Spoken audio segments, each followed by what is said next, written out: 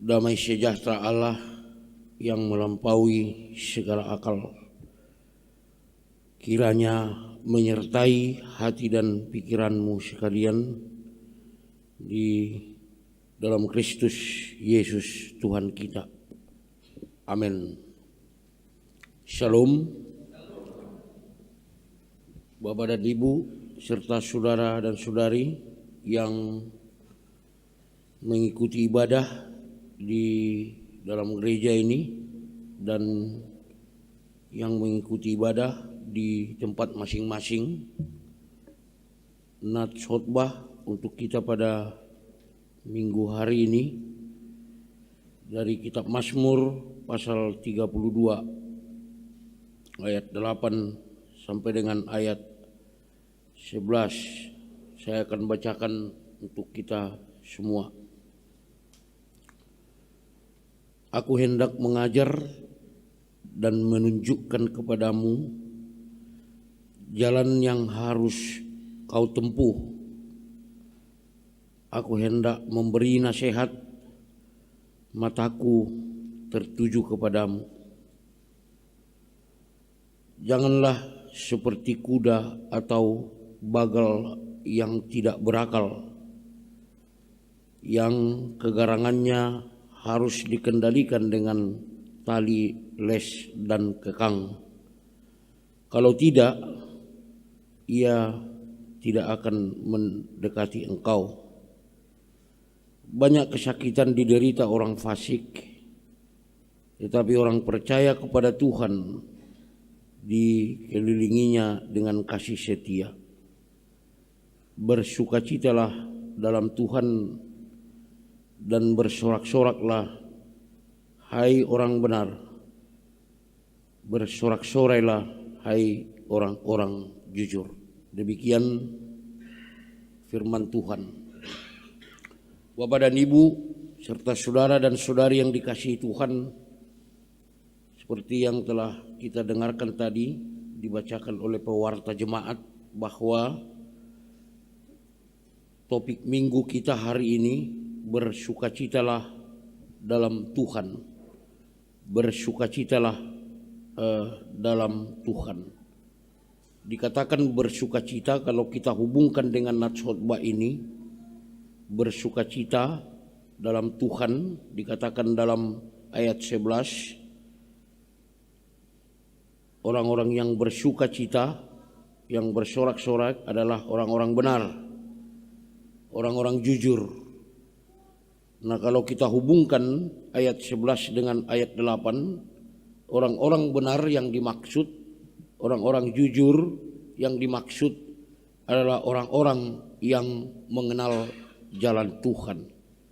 Jadi sekali lagi saya tekankan, sukacita dalam Tuhan oleh orang-orang yang benar, sorak-sorai dalam Tuhan oleh orang-orang yang jujur. Orang-orang benar yang dikatakan dan orang-orang jujur yang dikatakan adalah orang-orang yang mengenal jalan Tuhan. Nah, Bapak Ibu Saudara yang dikasihi Tuhan, ada yang berpikir bahwa mengenal jalan Tuhan hanya bisa dengan cara-cara yang luar biasa. Hanya bisa dengan cara-cara yang luar biasa. Misalnya dengan menanti suara dari surga, atau melalui nubuat, atau melalui mimpi. Itu bisa-bisa jadilah, ya. Akan tetapi Bapak Ibu Saudara yang dikasihi Tuhan, Allah bisa saja menunjukkan jalannya kepada kita dengan cara-cara yang biasa. Artinya tidak harus dengan cara-cara yang saya katakan tadi, harus mendengarkan suara dari surga, atau melalui nubuat, atau melalui mimpi. Bisa juga Allah menunjukkan jalannya kepada kita melalui cara-cara yang biasa, melalui peristiwa-peristiwa yang biasa di dalam kehidupan kita. Satu contoh yang sederhana, bisa saja ketika seorang ayah atau seorang bapak sakit di rumah, itoromay na tetong mandok. Sabar ya pa, Papa sayang, kan sudah berobat. Lalu anak-anaknya juga berkata, Pak sabar ya, kami kan sudah mendoakan Bapak biar cepat sembuh. Nah, ada kata-kata yang bisa membuat ayah, yang bisa membuat bapak yang sakit tersebut bisa menjadi tawakal, bisa menjadi sabar untuk menahan rasa sakitnya. Nah, kalimat-kalimat yang sederhana tersebut juga, Bapak Ibu Saudara, itu bisa kita kategorikan sebagai jalan Tuhan. Jadi di sana bisa kita lihat bahwa seorang ibu atau seorang istri atau seorang anak atau para anak bisa dijadikan Allah menjadi jalannya untuk membuat si ayah yang sakit menjadi sabar untuk menahan rasa sakitnya dan menunggu kesembuhan dari Allah. Itu juga adalah jalan Allah. Kalimat-kalimat yang sederhana tersebut mengatakan sabar ya, itu juga merupakan penunjukan jalan Tuhan. Ibu, bapak di rumah dan anak-anak di rumah bisa dipakai Allah menjadi jalan Allah, penunjuk jalan Allah. Kita bisa dipakai, setiap kita secara sederhana bisa dipakai oleh Allah menjadi penunjuk jalan-jalan Allah. Nah, Bapak Ibu Saudara, ringkas kata, marilah kita melihat segala sesuatu dengan kacamata iman. Marilah kita mengalami betapa Allah dapat menunjukkan jalan-jalannya melalui macam-macam cara. Bahkan mungkin Allah bisa menunjukkan jalannya melalui kegagalan dan kekecewaan kita. Jadi Bapak Ibu jangan pernah berpikir kalau pada suatu saat kita gagal, kalau pada suatu saat kita kecewa dalam hidup kita. Contohnya kalau kita mau menikahkan anak kita, dia gagal menikah, kita bisa kecewa, kita bisa merasa gagal. Tetapi coba Bapak Ibu melihat itu dengan mata iman. Mungkin itu merupakan penunjukan jalan Tuhan. Saya tidak mau mengatakan bahwa Tuhan berkeinginan atau mau kita gagal menikahkan anak kita. Atau Tuhan mau biar kita bisa kecewa. Alai molo tapamanat, tabereng sian mata ni parton diota, bisa saja Tuhan memakai kegagalan itu menjadi penunjukan jalan Tuhan kepada kita.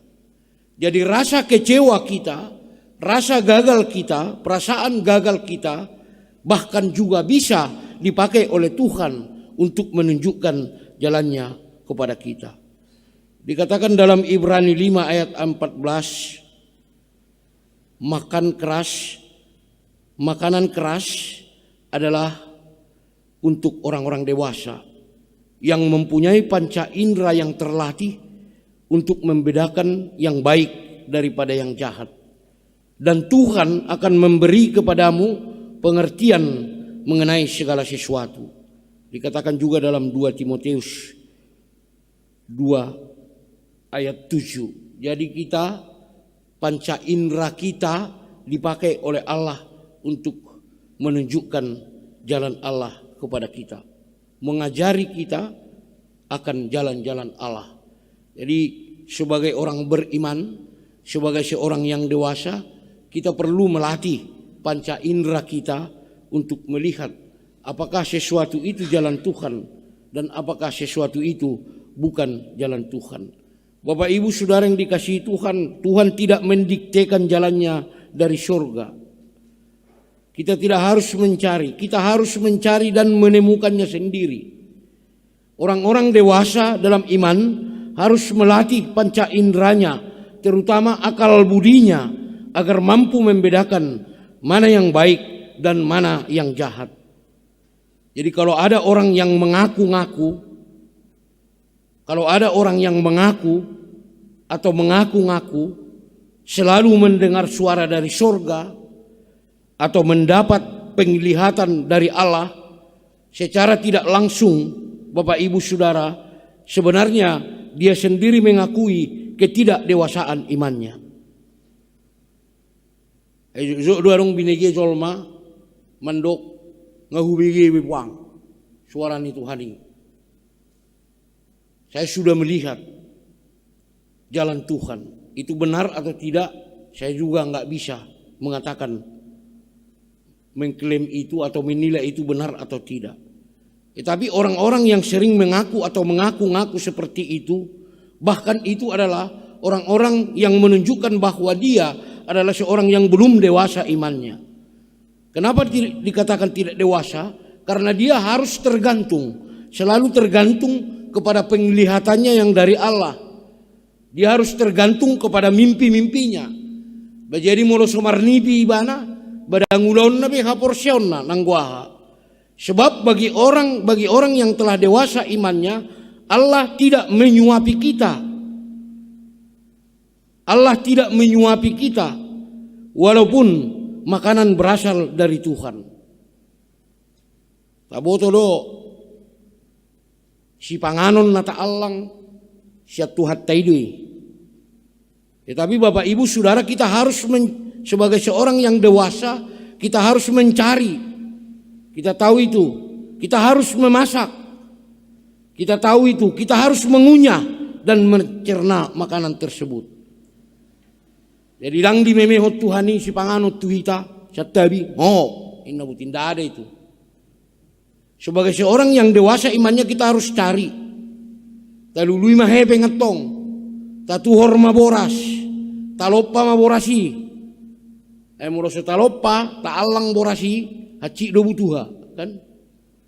Gabendahama, taalang matakunya, sehingga dia menjadi tenaga di dalam tubuh kita. Jadi Allah tidak pernah mau iman kita itu menjadi iman seorang yang selalu berada di kelas 0. Oleh sebab itu seorang yang dewasa tidak akan bergantung kepada penglihatan, tidak akan bergantung dari suara-suara dari surga. Dia mau melatih panca inderanya, dia mau melatih mata imannya untuk mengetahui jalan-jalan Tuhan. Jadi jangan menjadi seorang beriman yang malas melatih panca indera imannya. Amin. Amin. Takas jo lusiamu. Amin. Latihlah panca inderamu. Jangan malas. Karena memang sering tidak. Seringnya tidak.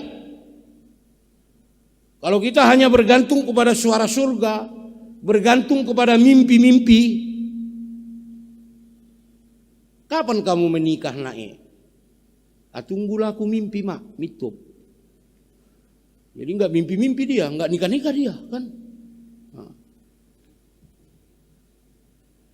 Jangan bergantung kepada mimpi-mimpi, jangan bergantung kepada suara-suara surga.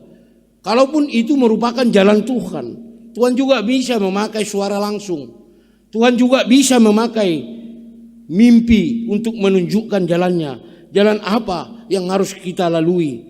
Jalan apa naik kosibulusota untuk mengikuti jalan Tuhan? Tetapi seorang dewasa iman, kita tidak boleh tergantung kepada mimpi. Kita tidak boleh tergantung kepada suara-suara dari surga. Kita harus melatih panca indera iman kita untuk mengetahui jalan-jalan Tuhan. Ada kalanya memang Bapak Ibu Saudara, kita ingin agar Tuhan memberitakan secara langsung apa jalan yang kita tempuh. Contohnya, Tuhan kasih tahu dong, apakah dia ini jodoh saya? Apakah dia ini jodoh yang Tuhan tentukan? Bisa kita berkeinginan begitu, agar Tuhan langsung mengatakan kepada kita. Bisa juga kita berkata, Tuhan, tunjukkan dong apa usaha, apa pekerjaan yang harus saya lakukan, biar saya dikatakan seorang yang mengikuti jalan-Mu. Tuhan, apa sih jalan yang harus saya pilih dalam hidup saya? Bisa kita berkeinginan seperti itu, agar Tuhan langsung menunjukkan jalannya. Tetapi Bapak Ibu Saudara, sayang sekali lebih sering tidak. Lebih sering tidak. Tuhan tidak menunjukkan jalannya, maksud saya dengan melalui langsung menyatakan kepada kita. Tuhan ingin agar kita melatih panca indera kita, terutama akal budi kita. Makanya dikatakan dalam nats khotbah ini, ya jangan seperti kuda atau yang tidak berakal. Jadi akal budi tidak pernah bertentangan dengan iman. Bahkan Tuhan memakai akal budi kita. Tetapi kalau akal budi kita, panca indera iman kita itu sudah dikotori oleh dosa, sudah dikotori oleh pikiran-pikiran yang tidak benar, akal budi yang tidak benar, maka kita tidak bisa melihat jalan Tuhan. Untuk itulah dikatakan agar kita melatih. Jadi sehingga kita menemukan sendiri jalan yang Tuhan tentukan. Itu merupakan tanda bahwa Tuhan memperlakukan kita sebagai seorang dewasa. Bapak Ibu Saudara yang dikasihi Tuhan, mungkin karena kita sudah terlalu lama mengikuti kebaktian seperti ibadah minggu pada hari ini, sudah terlalu lama kita mendengarkan firman Tuhan, khotbah-khotbah pada saat mengikuti ibadah minggu seperti saat ini. Kita tidak tahu lagi bahwa salah satu cara Tuhan untuk menyampaikan jalannya adalah melalui firman Tuhan di dalam ibadah minggu. Sadar atau tidak sadar, persekutuan adalah merupakan salah satu jalan Tuhan, merupakan salah satu cara Tuhan untuk menunjukkan jalannya kepada kita. Jadi sadar atau tidak sadar, kita berkebaktian seperti saat ini, bersekutu seperti pada saat ini adalah merupakan jalan Tuhan, adalah merupakan penunjukan jalan Tuhan kepada kita. Memang ada orang yang tidak begitu butuh dengan orang lain. Asal udah bicara tentang lotre, hadiah, dia nggak perlu sama orang lain. Kalau dia sudah memundak beban berat atau memerlukan bantuan, baru dia butuh orang lain. Tetapi rumus seperti itu, prinsip hidup seperti itu tidak bisa dipakai kepada prinsip hidup persekutuan. Jadi bersekutu seperti ini adalah keinginan Tuhan. Yesus sendiri yang mengatakan itu, supaya kita bersekutu. Karena memang sadar atau tidak sadar, persekutuan seperti kita ini adalah merupakan penunjukan jalan Tuhan kepada kita. Apa yang harus kita jalani dalam kehidupan kita. Dan yang terakhir, Bapak Ibu Saudara yang dikasihi Tuhan, satu jalan Tuhan yang paling prinsip yang harus kita jaga dalam keberadaan kita sebagai seorang beriman adalah suara hati kita. Biasanya Tuhan memakai suara hati untuk menunjukkan jalannya kepada kita. Itu terjadi pada Kisah Para Rasul. Kalau kita membaca Kisah Para Rasul 4 ayat 1 dan yang berikut, dikatakan di sana pada saat rasul-rasul mau berangkat ke Galilea untuk mensosialisasikan keputusan sidang yang mereka terima di Yerusalem yang berhubungan dengan pelayanan, yang berhubungan dengan penginjilan, Tuhan melarang mereka untuk memberitakan Injil di Asia dan sekitarnya. Dengan cara bagaimana Tuhan menyatakan itu kepada mereka? Cara bagaimana Allah menyatakan itu kepada mereka? Melalui suara hatinya. Kalau kita memperhatikan hidup Yesus dan pelayanannya, Yesus sepertinya tidak pernah kita lihat, tidak pernah kita baca menerima visi pelayanan melalui mimpi, menerima visi pelayanan melalui mimpi-mimpi. Tetapi Yesus menerima visi pelayanan melalui doa. Oleh sebab itu, Yesus menerima visi pelayanan melalui suara hatinya. Oleh sebab itu, suara hati kita juga sebagai seorang beriman harus kita jaga agar menjadi selalu bersih, Karena itu merupakan alat Tuhan untuk menyatakan jalannya kepada kita. Contoh Yesus, saya ulangi, Yesus tidak pernah menerima visi pelayanan akan bagaimana Yesus melayani melalui mimpi-mimpi. Tetapi Yesus menerima visi pelayanan melalui doa, melalui suara hati. Pada saat dia bersekutu dengan Allah melalui doa-doanya. Mari Bapak Ibu, Saudara yang dikasihi Tuhan, kita mau mengenal jalan Tuhan. Kita mau mengikut jalan Tuhan agar kita dikatakan menjadi seorang yang beriman, yang bersuka cita. Mari kita mengenal jalan Tuhan. Mari kita jangan malas melatih panca indera kita, melatih suara hati kita, karena itu adalah alat Tuhan untuk menyatakan jalannya kepada kita. Amin.